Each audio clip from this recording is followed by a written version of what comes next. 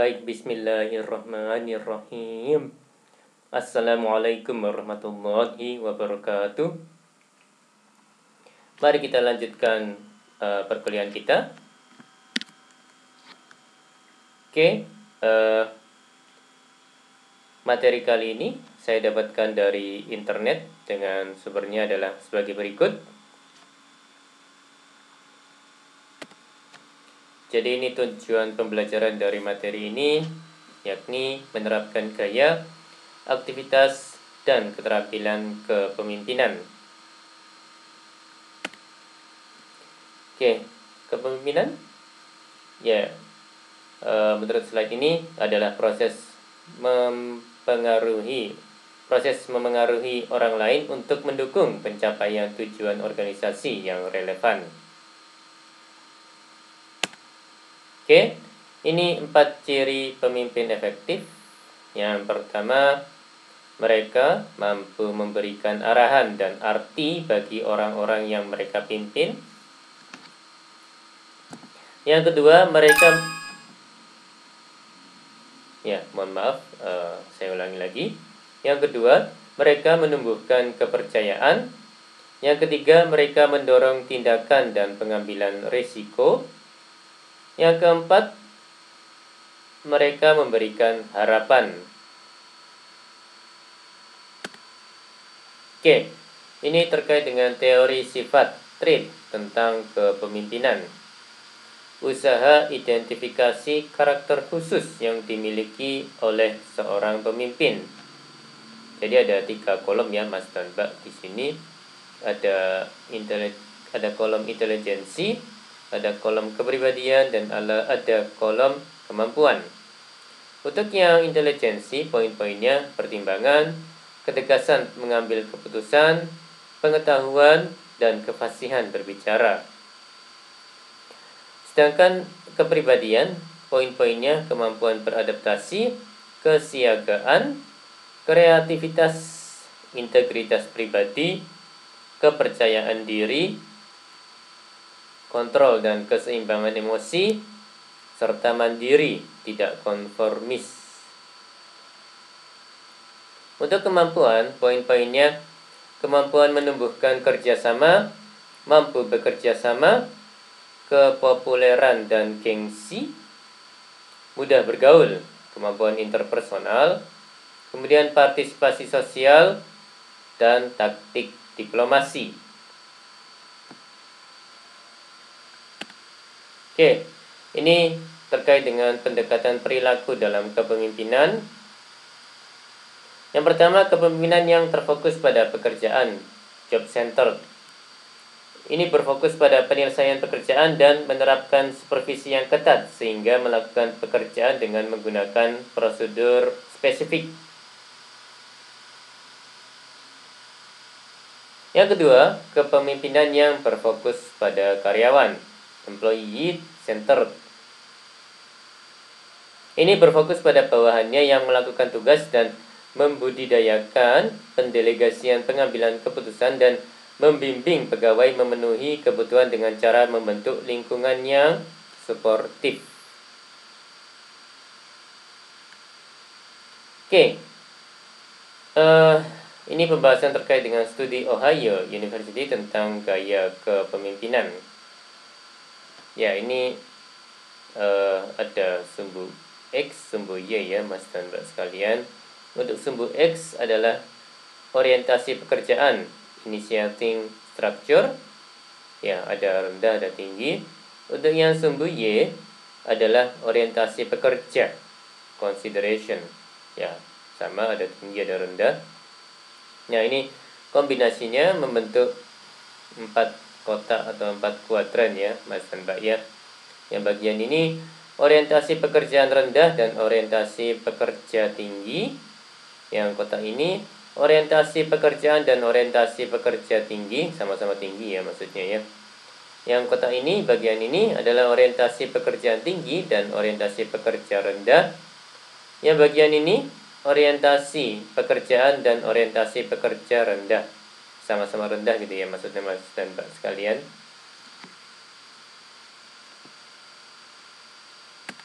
Oke, Pendekatan situasional. Ya, ini suatu pendekatan terhadap kepemimpinan di mana pemimpin memahami perilakunya, sifat-sifat bawahan dan situasi sebelum menggunakan gaya kepemimpinan tertentu. Pendekatan ini mensyaratkan pemimpin untuk memiliki keterampilan diagnostik perilaku manusia.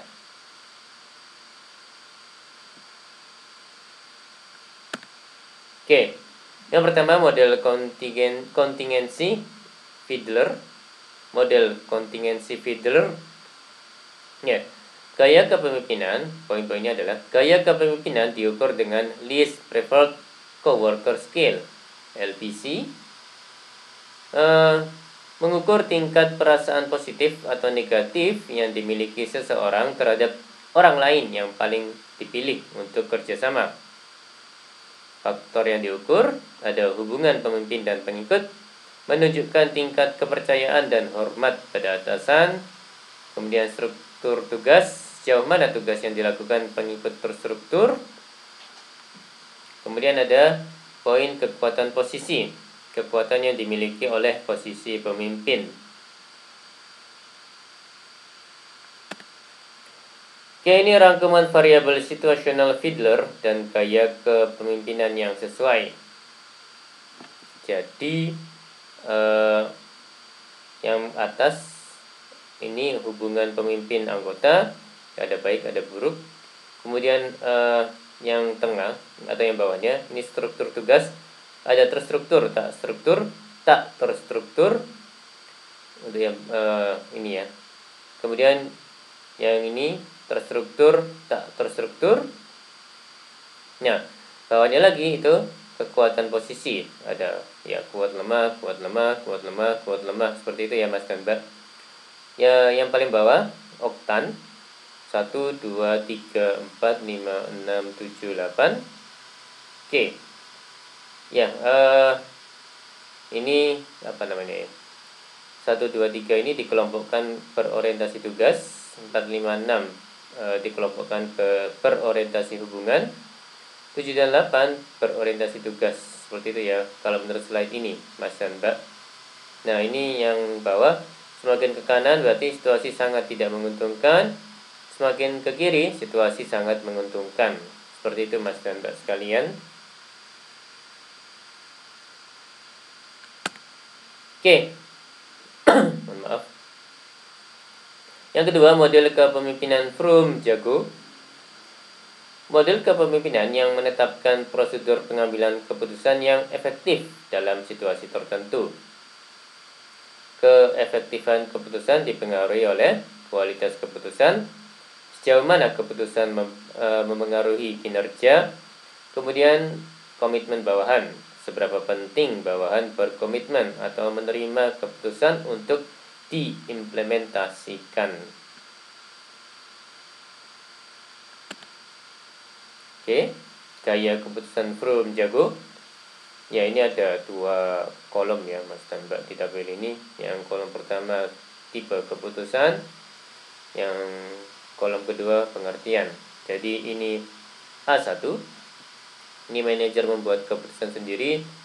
Ini A2, manajer menanyakan informasi dari bawahan, akan tetapi keputusan diambil sendiri oleh manajer. Bawahan tidak selalu harus mengetahui informasi mengenai situasi yang dihadapi.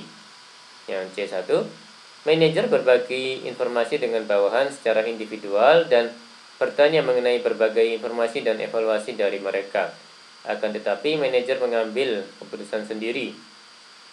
Yang C2, manajer dan bawahan bertemu sebagai tim untuk mendiskusikan berbagai hal menyangkut situasi yang dihadapi, akan tetapi manajer yang mengambil keputusan.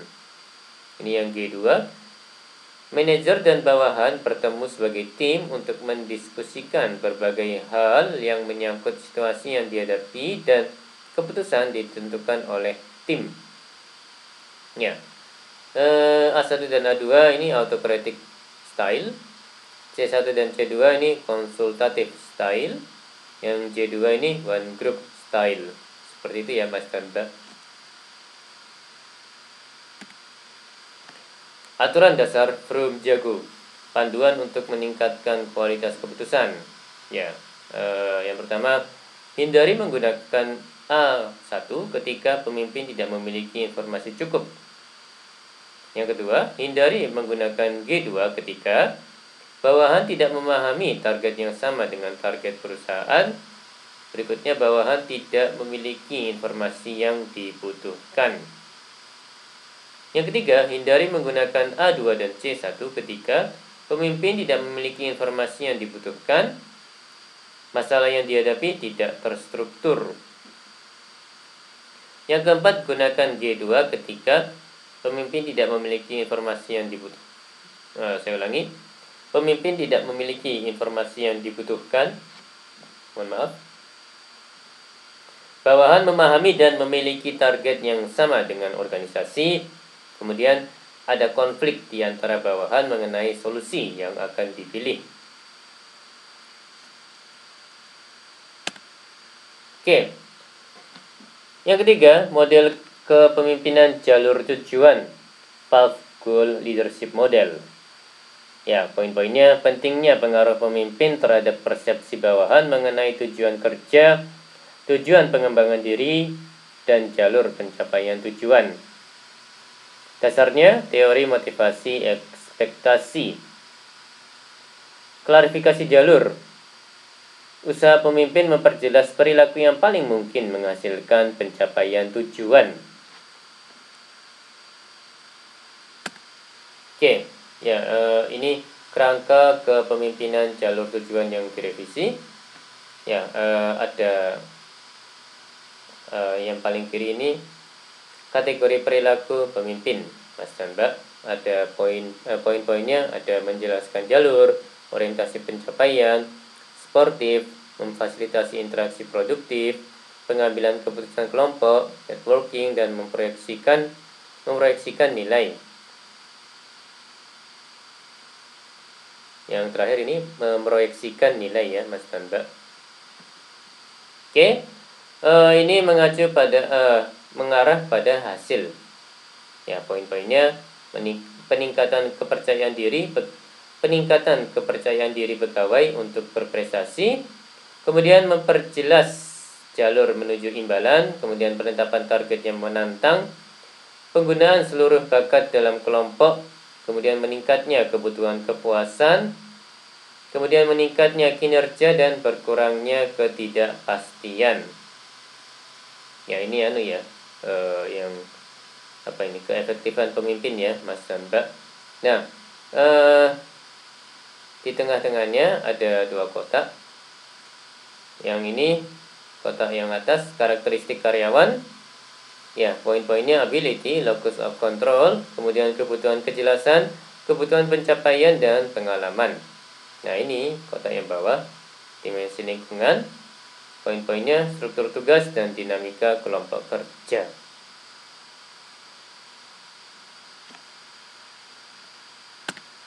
Oke, yang keempat, model kepemimpinan situasional Hersey-Blanchard. Ya, mengembangkan hasil penelitian Ohio State University, ada 4 gaya kepemimpinan. Yang pertama, telling. Ini pemimpin menetapkan peran yang diperlukan untuk melakukan suatu tugas. Yang berikutnya, selling. Pemimpin memberikan instruksi terstruktur tapi bertindak sebagai supporter. Yang berikutnya, participating. Pemimpin dan pengikutnya sama-sama memutuskan bagaimana cara terbaik menyelesaikan tugas yang berkualitas. Kemudian yang berikutnya, delegating. Ini pemimpin tidak banyak memberikan arahan yang jelas dan spesifik kepada bawahan. Ya, ini lanjutan yang slide sebelum ini ya, Mas dan Mbak. Jadi ini situational leadership curve, kurva kepemimpinan situasional. Jadi ada 4 kotak, 4 kuadran ya, Mas dan Mbak ya. Ini yang S1. S itu sepertinya situasional ya, Mas dan Mbak sekalian. Ini telling. Ya. Low readiness, high task, low relationship gitu ya, Mas dan Mbak. Saya ulangi, low readiness, high task, low relationship. itu telling. Ini guiding, directing. Ya, poin-poinnya guiding, directing. Kemudian yang S2 ini selling, ini moderate, readiness, high task, high relationship. Ya, ini poin-poinnya explaining, persuading. Yang kotak 3 ini participating, ini moderate, ada readiness, ada high relationship, ada low task dan low task ya, Mas dan Mbak. Ya, poin-poinnya encouraging, problem solving. Yang S4 ini high readiness, low task, low relationship. Ya, ini delegating ya, Mas dan Mbak ya. Kalau tadi yang S3 participating, yang S4 delegating. Poin-poinnya observing dan monitoring. Oke, yang sumbu Y-nya ini relationship behavior ya, Mas dan Mbak ya. Ada low, ada high. Yang ini task behavior. Semakin ke kanan semakin low, semakin ke kiri semakin high. Seperti itu ya, Mas dan Mbak ya. Jadi di sini contohnya task behaviornya itu low, ya low task. Kemudian relationship behaviornya di bagian ini kan low ya, berarti low relationship seperti itu Mas Mbak kalau saya tidak salah. Oke, ini ya ada R, readiness of followers. Jadi ada R1, R2, R3, R4 ya. Yang R1 itu low, ya R2, R3 ini masuk moderate ya kalau saya tidak salah. Dan R4 masuk ke high seperti itu ya. Jadi penjelasan terkait readiness of followers. R1 unable and unwilling or insecure. Kemudian yang R2 unable but willing or confident. Yang R3 able but unwilling or insecure.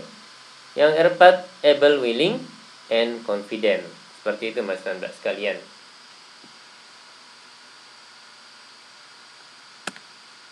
Oke, pembahasan terkait dengan subtopik isu, konsep, dan perspektif lain tentang kepemimpinan. Yang pertama, kepemimpinan karismatik. Pemimpin yang mewujudkan atmosfer motivasi atas dasar komitmen dan identitas emosional pada visi, filosofi, dan gaya mereka dalam diri bawahannya. Yang kedua, kepemimpinan transaksional. Kepemimpinan yang membantu bawahannya mengidentifikasi apa yang harus dilakukan untuk mencapai hasil yang diinginkan. Ya, menggunakan konsep PET goal. Yang ketiga, kepemimpinan transformasional.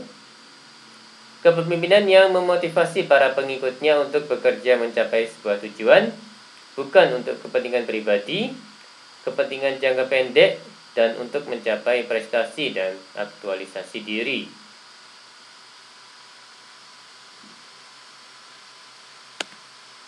Yang keempat, pendekatan leader-member exchange, pertukaran antara pemimpin dan anggota. Poin-poinnya, pendekatan yang mengenali tidak adanya konsistensi perilaku pemimpin kepada bawahannya. Mohon maaf. Kemudian, pemimpin membina ikatan dan hubungan pribadi terhadap masing-masing bawahan. Berikutnya, coaching dan pelatihan menjadi interaksi yang digunakan untuk membantu pegawai meningkatkan pemahamannya terhadap pekerjaan dan peningkatan kinerja. Oke, kepemimpinan multikultural. Ya, 7 faktor yang berkaitan dengan keefektifan kepemimpinan. Yang pertama, kemauan untuk peka, memahami perasaan orang lain. Yang kedua, kepekaan sebenarnya, pemahaman terhadap diri sendiri dan orang lain. Yang ketiga, kepatuhan pada aturan dan otoritas. Yang keempat, kepercayaan pada orang lain dalam pemecahan masalah. Yang kelima, lebih memilih pengambilan keputusan kelompok. Yang keenam, perhatian terhadap hubungan interpersonal. Dan yang ketujuh, hubungan yang kooperatif pada rekan.